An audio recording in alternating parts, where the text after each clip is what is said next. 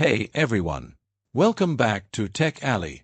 In this video, I'm going to show you how you can disable the startup programs on your Windows 11 operating system.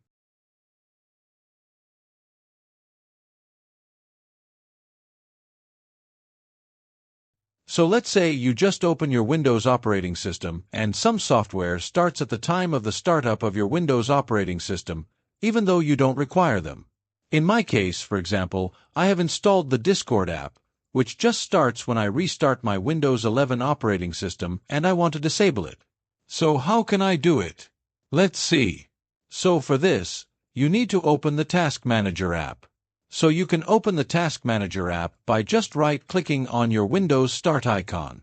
So right-click, and it's not a left-click. Right-click on the Windows Start icon, if you don't see and this then click on Task Manager, then you can search for the Task Manager app and then open it.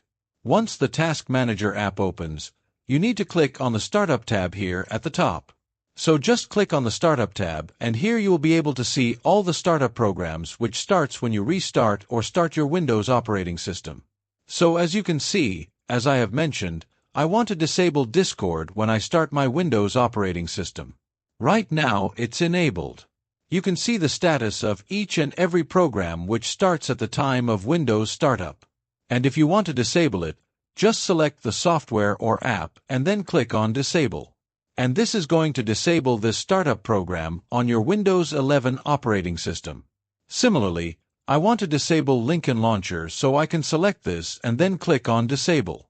Now enabling the startup programs is also easy.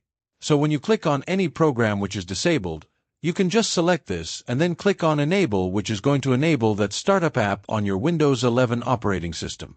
So this is how you can disable or enable startup programs on your Windows 11 operating system. I hope you've enjoyed this video, and I will see you in the next video.